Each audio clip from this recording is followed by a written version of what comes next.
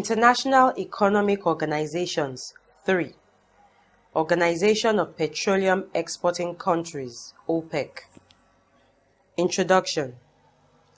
This study session aims at enabling you to understand the significance of the Organization of Petroleum Exporting Countries as an international economic organization.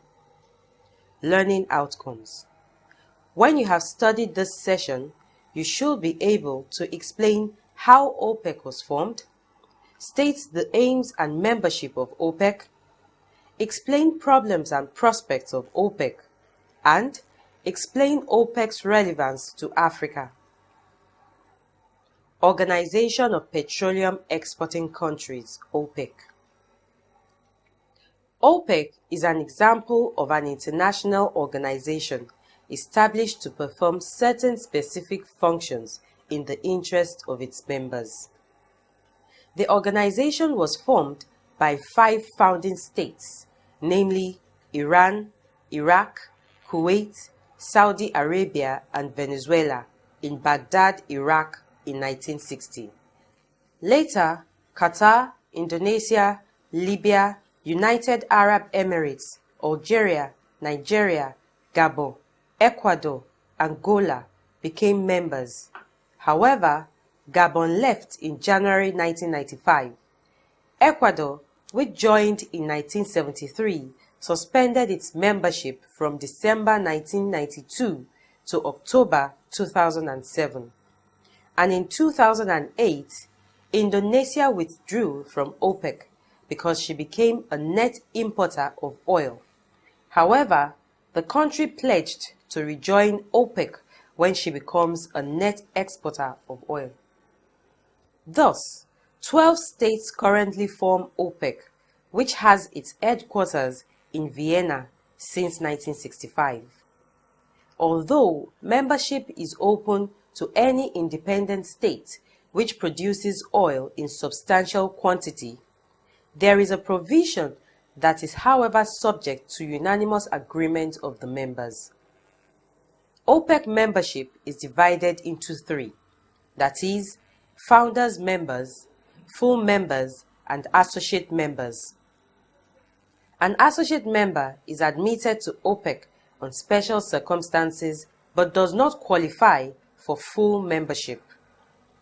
The OPEC states are said to be in control of over 95% of world oil exports, over 90% of proven and over 60% of current oil production.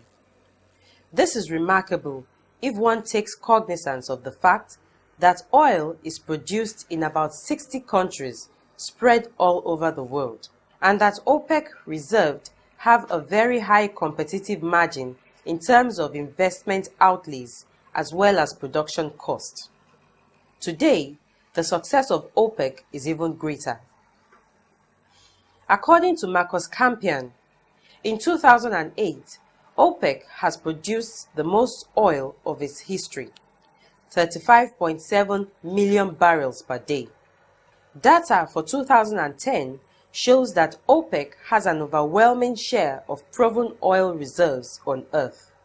77.2%, provides 41.5% of the world production and achieves 57.5% of world exports.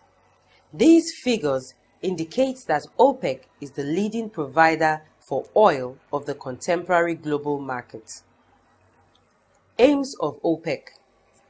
Put in very broad terms, the main purpose of OPEC is to ensure joint action in the formulation and execution of policies as regards the production and exportation of oil.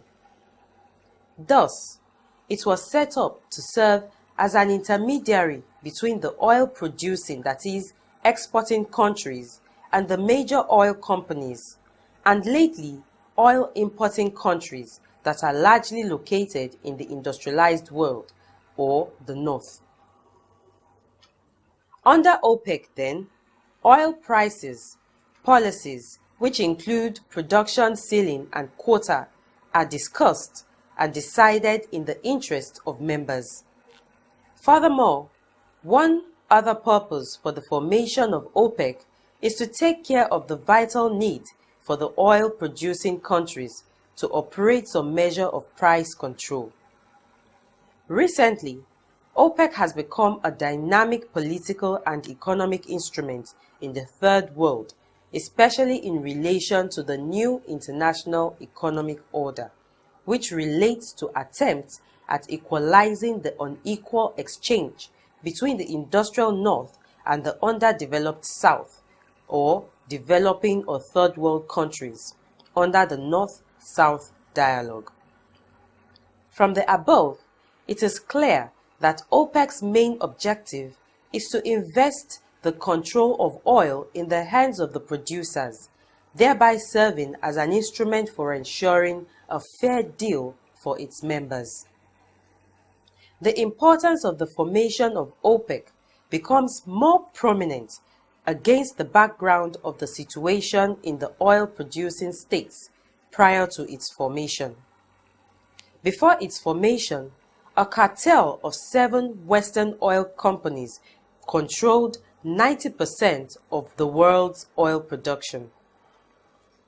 These companies, consisting 3 standard oil companies, New Jersey, California, and Soconoy, Mobil, Shell, Gulf, and Texaco, had no respect for the sovereignty and territorial integrity of the oil-producing states, usually in the developing countries, which were, in most cases, former dependent territories, and they operated without consulting the home government in the determination of production targets, prices, profit levels, and royalties. In fact, their activities were outrageous and indeed an unequal transaction, as the oil companies and importing states were buying oil for nothing. So, one of such unilateral decisions that put the producing states at a grave disadvantage, that is, the cartel's unanimity at reducing price and consequently royalty, thus leaving the producer very marginal returns, led to the formation in 1960. The formation of OPEC formally, if not theoretically, terminated the control of oil-producing states by companies external to it, and vested power hitherto exercised in respect of oil exploitation, pricing, and exportation in the hands of member states. How OPEC operates. In order to ensure smooth administrations of the organization, it made provision for 3 organs, which include the Conference, the Board of Governors, and the Secretariat. The Conference. The Conference is the supreme authority of the organization. It is made up of delegations representing member countries. Article 11 of the Statute stated that a delegation may consist of 1 or more delegates, as well as advisors and observers. When a delegation consists of more than 1 person, the appointing country shall nominate 1 person as the head of the delegation, who may not necessarily be the oil or energy minister of their country. Full members are entitled to a single vote in the conference. The conference elects a president or alternate president who shall hold office for a duration of the meeting and retain it until the next meeting. Conferences are held twice a year, in March and September, although extraordinary sessions may be called. Article 15 stipulated the functions of the conference, which include the following. 1. Advancing certain amount of stability in the oil markets and protecting each member state oil revenue. 2. Acceptance or rejection of membership application to OPEC. 3. Approval of the members of the Board of Governors and election of a chairman. 4. Approval of OPEC's budget, which is submitted by the Board of Governors. 5. considers and takes decisions on statements of account and auditor's report submitted by the Board of Governors. 6. Appoints a Secretary General. 7. Appoints the auditor of the organization for a duration of 1 year. 8. Approves the amendment of the statute. The Board of Governors. Each member state of the OPEC appoints a representative to serve as a governor on the board. It is headed by a chairman. Each governor has 1 vote and term of office of 2 years. The board meets twice a year and at intervals which shall be determined by the chairman in consultation with the Secretary General. The duties of the board include 1. Management of the day-to-day administration of the organization and implementation of the decisions of the conference. 2. Drafting organization's budget for the year and submitting it to the conference for approval. 3. They ensure that appropriate reports and recommendations are submitted to the conference. 4. Nominates the auditor of the organization for the year. 5. Approve the appointment of directors and heads of departments nominated by member countries. 6. Convene extraordinary meetings for the conference and prepare agenda for the conference. 7. Considers statement of account and auditor's report and submits to the conference for approval. The Secretariat. Article 26 of the Statute of OPEC made provision for the Secretariat of the organization, which shall consist of the Secretary General, who is the Chief Executive of OPEC. The Secretary General has a renewable term of 3 years. He or she serves as the authorized representative of OPEC and sits with 3 heads of delegation on the Ministerial Monitoring Subcommittee, MMSC, which was established in February 1993 to monitor the oil production and exports of member countries.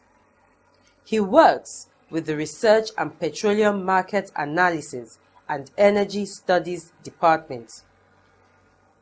The Secretariat is financed by equal contributions of member states. Article 29 stipulates the responsibilities of the Secretary General, which includes 1. Organize and administer the work of the organization. 2. Ensure that the functions and duties assigned to the different departments of the Secretariat are carried out. 3. Prepare reports for submission to each meeting of the Board of Governors concerning matters which call for consideration and decision. 4. Inform the chairman and the other members of the Board of Governors of all activities of the Secretariat, of all studies undertaken, and of the progress of the implementation of the resolutions of the conference. And 5. Ensure the due performance of the duties which may be assigned to the Secretariat by the conference or by the Board of Governors. In-text questions. 1. Every country that produces crude oil automatically becomes a member of OPEC. A. True. B. False. 2.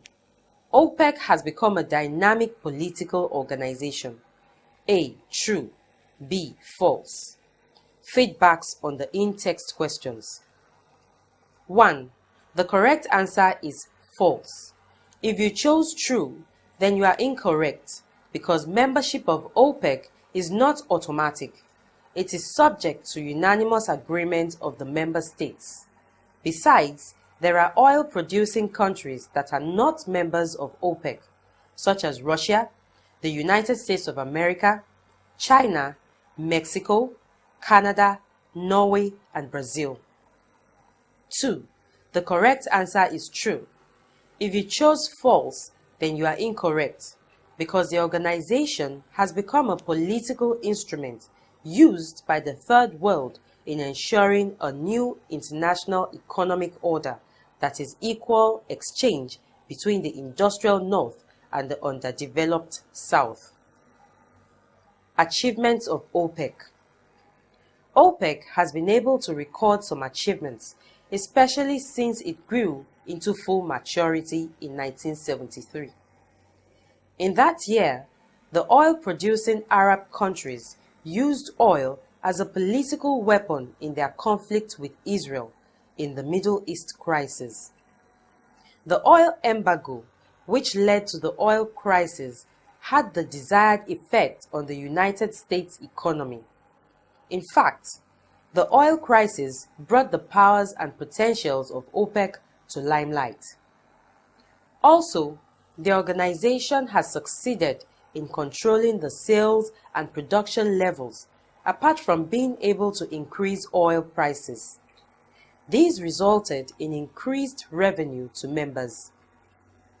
Another achievement is that OPEC was able to wrestle the oil-producing states from being coerced to meeting the demands, that is, political or economic, of the industrial West. Lastly, it succeeded in forging unity and solidarity among the oil-producing states and giving a lot of bargaining power to the organization. However, these successes could not be credited to OPEC per se, as the importance of oil to the economies of the industrial West in the face of no suitable and less expensive substitute equally accounted for OPEC's capability. Also, OPEC's power was propped up by the fact that it controls a good percentage of oil export and the unpreparedness of the industrialized West to let the oil crisis disrupt her economy. One must, however, note that OPEC has not been able to achieve much in the area of transforming the economy of the developing countries, as it does not strive to attain a permanent reordering of international economic relations. Only a few developing countries, apart from the little oil-producing states, benefit from oil revenue. The citizens of these countries have not also benefited, as a lot of oil money goes to arms buildup and servicing of luxurious goods in OPEC countries. Through these, large sums of national wealth find their way from the oil-producing states to industrialized states. Problems and prospects. Some of the identified problems of OPEC are: A. OPEC does not know how much oil it puts in the market due to inability of members to keep to production quota and lack of proper monitoring. B. High level of fragmentation in OPEC. For instance, ideological polarization among the oil-producing states. C. Differing national economic and cultural interests. Also, there is cultural barrier between Arab and non-Arab, that is, African members of OPEC. D. Poverty and revenue needs in the face of domestic social pressures and lack of alternative sources of export earnings. This made it imperative for the members of OPEC to supplying oil needed by the West at almost any terms, ill direct exchange for the industries and technology OPEC needs. E. Leadership crisis and lack of a sense of purpose in OPEC. F. Instability in OPEC. The constant factor in OPEC is instability. This has been attributed to dishonesty and bad faith in OPEC. The consequence of this is a fragile oil market. And G. Lack of consensus in OPEC. For instance, OPEC lacks unanimous conception on what constitutes production of oil by members. In view of the problems discussed above, For OPEC to actually sustain and enhance its level of achievements, there are certain categorical imperatives that must be met, namely: A. OPEC countries must demystify oil politics. B. They should reconsider all contracts drawn up with the so-called oil prospecting companies and oil-consuming countries to reflect their interests. C. Proceeds from oil exports should be directed towards diversifying and industrializing the economy. D. They should be directly involved in oil refinery and processing. They should also establish oil-based industries like petrochemical industries, apart from the need to encourage export-oriented refineries. E. They should formulate a concrete policy directed towards assisting the non-oil producing OPEC countries. F. There is the need for political leadership in these countries to protect and enhance the standard of living of the nationals with the oil money. G. There is also the need for a higher level of discipline among members, especially in respect of adhering to the organization's strategies. It is only when OPEC members decide to do the above that the oil market will be tilted from being in favor of the consumers and price stability guarantee tilted. OPEC and Africa. Since the Arab countries, especially Saudi Arabia, produce much oil, and given that some of them, like Saudi Arabia, are controlled by the Western world, there is the tendency to want to misuse the organization.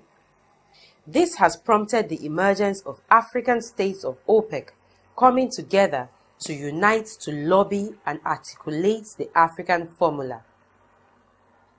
OPEC has, however, played a salient role to expedite development and autonomy of African countries such as Algeria, Angola, Libya, and Nigeria, which are members of the organization. This crude oil export under the auspices of OPEC is very integral for African member countries' approach for the realization of economic growth and development. OPEC's African members today hold about 85%, or about 105.3 billion barrels of the continent's total oil reserves, according to OPEC's annual statistical bulletin for 2009. They also have nearly 80%, or about 11.7 trillion cubic meters of the continent's total natural gas reserves as well. In terms of oil production, Nigeria topped the list in 2009 with about 1.84 million barrels per day. This was followed by Angola at 1.74 million barrels per day. The Socialist People's Libyan Arab Jamahiriya at 1.47 million barrels per day, and Algeria at 1.22 million barrels per day. On natural gas side, these same countries were equally dynamic, with Algeria leading the way at 196.9 trillion cubic meters of gross production in 2009, followed by Nigeria with 56.7 trillion cubic meters, Libya with 29.3 trillion cubic meters, and Angola with 10.1 trillion cubic meters. Oil provided a platform for these African countries to spawn income, which is deployed from implementation of development projects that will add value to their citizens. These have been made possible through joining and cooperation with OPEC. Libya in 1962, Algeria in 1969, Nigeria in 1971, and Angola in 2007. OPEC played a salient role in the transformation of the oil industry and national economy of these African nations. Oil reserves. Oil reserves refers to the amount of technically or economically recoverable oil. Study session summary. In this study session, you learnt that OPEC is a specialized international organization made up of 13 full members. These countries are mainly developing countries. 2. OPEC was established to ensure joint action in the formulation and execution of policies as regards the production and exploitation of oil among the oil exporting countries. Before the formation of OPEC, only 7 Western oil companies controlled at least 90% of world oil. These companies, which operated unilaterally, determined the production target, prices, profit levels, and royalties. You also learnt that OPEC has been able to serve a political purpose in respect of the Middle East crisis. It has also succeeded, to some extent, in controlling the production levels and increasing prices of oil. Some of the problems of OPEC is its high level of fragmentation, differing national economic and cultural interests, poverty, and revenue needs of members, among others. There is a need for OPEC to do certain things to enhance its efficiency. These are that it must demystify oil politics, chemical industries, among others. Only a few African states have benefited from OPEC. End of study session 10. Thanks for listening.